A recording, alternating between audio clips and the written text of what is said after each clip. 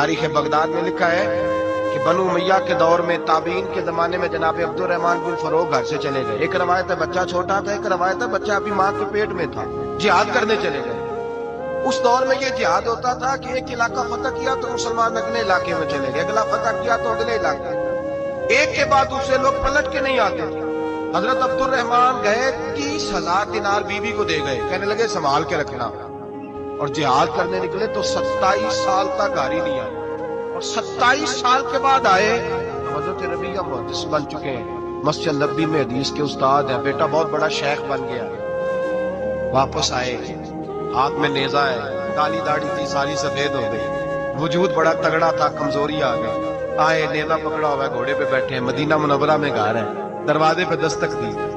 حضرت ربیہ نے دروازہ کھولا, اندر داخل ہونے لگے تو کہنے لگے بابا تو کدھر گھستا آ رہا, کدھر؟ اس نے کہا تو پیچھے ہٹ, تو میرے مکان پہ کب سے قبضہ کر کے بیٹھا ہے. بات تیز ہونے لگی, آواز تھوڑی بزرگوں کی بلند ہونے لگی تو اندر سے زوجہ نے سن لیا. وہ دروازے کی اوٹ سے دیکھنے لگی تو پہچان گئی, کہنے لگی ربیہ پیچھے ہٹ جا, یہ کوئی غیر نہیں, یہ تیرے والد گرامی ہے, یہ تیرے والد ہے. اندر آئے, باپ بیٹا ملے, عصر کی نماز کا وقت ہو گیا, بڑا روئے. 27 سال کے بعد باپ لوٹا, 27 سال کے بعد بڑے روئے. نماز کا وقت ہوا تو حضرت ربیہ جلدی سے وضو کیا, مسجد نبوی شریف چلے گئے. جناب عبد الرحمن فروغ نے بھی کھانا وانا کھانا تھا, کھانا کھانے بیٹھے تو حکم دیکھے شوہر کیا کرتا ہے. یہ نہیں پوچھا کہ 27 سال حال کیا رہا. پوچھنے لگے میں تجھے 30,000 دینار دے گیا تھا, وہ کدھر ہے؟ تو زوجہ کہنے لگی کھانا کھا لو, عصر کی نماز پڑھ کے آؤ, پھر بتاتی ہوں پیسے کہاں ہیں. آپ کی رقم بڑی اچھی جگہ پہ محفوظ ہے. کہتے ہیں میں نماز پڑھنے مسجد گیا, عصر کی نماز کے بعد میرے نبی پاک کے ممبر پر ایک نوجوان بیٹھا ہے. گھر میں تو ان کا انداز ٹوپی پہننے کا تھا نا, سادے عام لباس میں, مسجد نبی میں جبہ پہنا ہے, سر پہ امامہ ہے, خوبصورت لب و لہجے میں رسول اللہ کے ممبر پر بیٹھ کر, نبی پاک کے ممبر پر بیٹھ کر, دنی آپ کو اس بات کی لذت نصیب ہو رہی ہے کہ نہیں, عام جگہ نہیں, نبی پاک کے حضور کے ممبر پر بیٹھ کر نبی پاک کی حدیثیں سنا رہے ہیں. اتنا بڑا مقدر. کہتے حضرت امام مالک جیسے لوگ, خواجہ حسن بصری جیسے لوگ کاغذ قلم لے کے حدیثوں کی سماعت کر رہے ہیں, ان سے درس لے رہے ہیں. جناب عبد الرحمن کہتے ہیں میری نظر اٹھی, کچھ بوڑھا ہو گیا تھا, کچھ اس وقت وہ ٹوپی میں سادے لباس میں تھے, پہچان نہ پایا.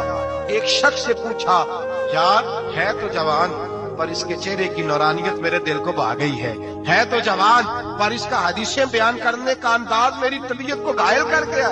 یہ کون ہے جو نبی پاک کی مسجد میں بیٹھ کے حدیثیں بیان کر رہا ہے؟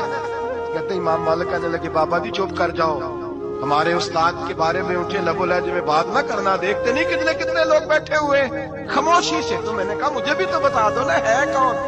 تو کہنے لگے کوئی عبد الرحمن فروغ نام کے بزرگ ہے, یہ ان کے بیٹے ہیں, ربیہ نام ہے.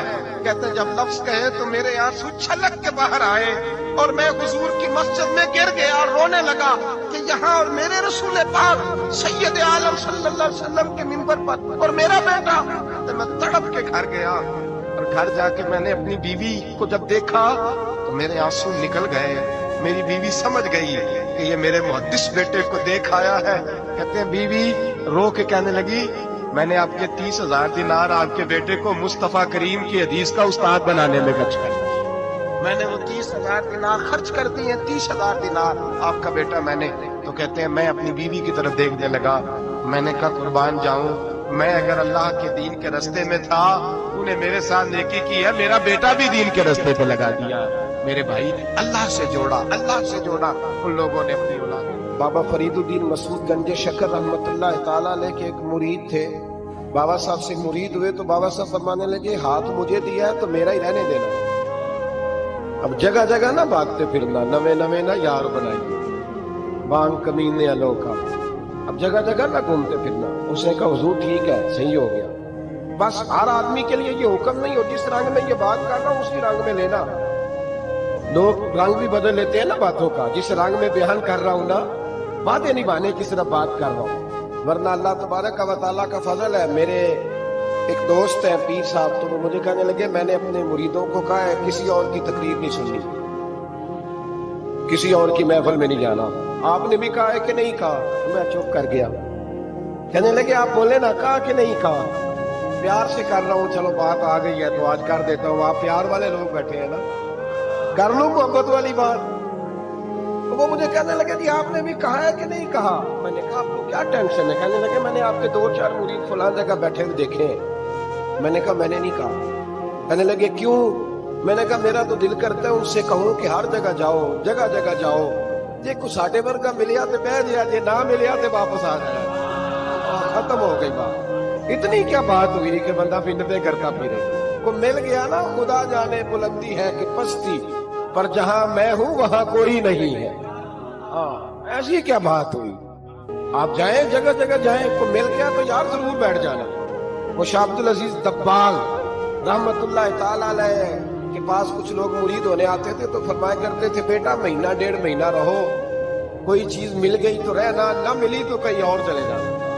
آپ کو باندھ کے تھوڑا رکھنا ہے، اگر کسی کو کہیں اور سے خیر ملتی ہے تو ہمیں کیا اعتراض ہے؟ سمجھ آ رہی ہے میری بات کی؟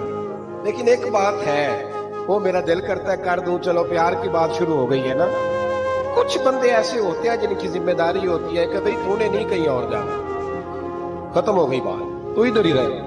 اس طرح کر کے نا اس پہلو میں بابا فرید صاحب نے کہا تھا اس مرید سے کہ ہاتھ مجھے دیا ہے تو آپ جگہ جگہ نہ دیتے پھرنا۔ اس نے کہا حضور ختم ہو گئی بات، طے جو ہو گئی، بلے شاہ وہ دیو جانے، سانو اپنی توڑ نبھا لین دے۔ کہا کہ کسی اب جگہ جگہ نہ دیتے پھرنا۔ تو وہ آدمی دریا کے کنارے کنارے چل رہا تھا، سادہ آدمی تھا، دیہاتی آدمی۔ یہ بہت پڑھے لکھے لوگ کئی دفعہ پوری باتیں نہیں مانتے، ناراض نہ ہو جانا پڑھے لکھے بندے، اور کئی میں نے ایسے دیکھے ہیں بیچارے بالکل ان پڑھ ہے پر جیسا کر کہہ دو نا ویسا کر جاتے ہیں۔ یہ پڑھے لکھے مجھ سے ناراض نہ ہو جائیں، چلو 2-4 ڈگریاں میرے پاس بھی ہیں، سمجھ لے میری طرح کے پڑھے لکھے جلدی نہیں مانتے، اور کوئی سیدھے سادے وہ علم و باس کری ہو یار، ایک کوئی حرف تینوں درکار، ان کو جو کہہ دو جب کہہ دو وہاں اڑ جاتے ہیں، سیدھے سادے جو اتنی بحث نہیں کرتے۔ بابا صاحب کا مرید دریا کے کنارے کنارے جا رہا تھا تو پیر پھسلا تو دریا میں گر گیا، تیرنا بھی نہیں آتا تھا۔ حضرت خضر علیہ السلام آئے، اللہ نے بندوبست کیا، آئے کہنے لگے ہاتھ دے تجھے باہر نکالوں، کہنے لگے دے تو دیتا پر مرید الدین سے وعدہ کر آیا، وہ دے تو دیتا پر وعدہ کر لیا ہے، بلے شاہ ہو دی ہو جانے، سانو اپنی توڑ نبھا لین دے۔ انہوں نے کہا جناب کیا مطلب؟ فرمانے لگے مجھے مطلب کہ نہیں پتا۔ انہوں نے کہا تھا کہ میرے علاوہ کسی کو ہاتھ نہ دینا۔ وہ شخص کہنے لگا کہ ڈوب کے مر جاؤ گے، خودکشی اسلام میں حرام ہے۔ تو کہنے لگا وہ سادہ آدمی تھا، کہتا ہے اس مسئلے کا بابے فرید کو نہیں سی پتا، اس گل کیوں کیتی سی؟ اس کو نہیں پتا تھا کہ ڈوب کے مر جاؤں گا، اس کو کہنا چاہیے تھا پابند کر، جا اسے جا کے بتا مرنے لگا ہے تیرا مرید، جا اسے جا کے بتا، اسے کیا مرنے لگا ہے، اس نے وعدہ نہیں کیا تھا کہ میں آؤں گا، اب جا اسے جا کے بتا۔ اللہ اکبر۔ حضرت خضر نے جا کے بابا صاحب کو بتایا تو بابا صاحب فوراً پہنچے، اس کو ہاتھ دیا، اللہ اکبر کہا تو باہر نکال لیا۔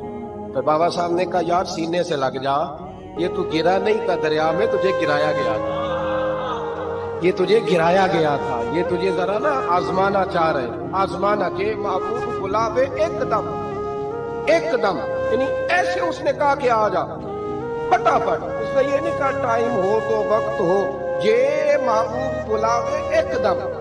پھر سر نو پیر بنائیے، سر نو پیر بنائیے، وہ سر منگے تے سر دے لئیے، تے کدے بھی دیر نہ لائیے، تے یار دا کدے بھی گلا نہ کریے، پاواں سیک دے مر جائیے، سجنا یا تے لائیے نہ، تے جے لائیے تے پھر توڑ نہیں پائیے۔ اللہ رسول سے رشتہ لگائے۔ صلی علی سیدنا و مولانا محمد، اللہم صلی علی سیدنا و مولانا محمد۔